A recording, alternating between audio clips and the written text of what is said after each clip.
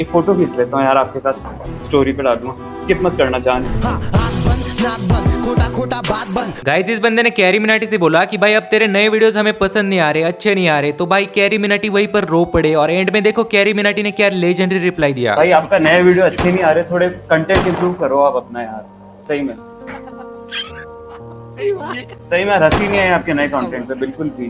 2 video डाल के तो थोड़े अच्छे से बनाओ यार। 2016 वाले आप कैरी को मैं भूल चुका हूँ यार अब पूरी तरह से, मुझे वही चाहिए वापस।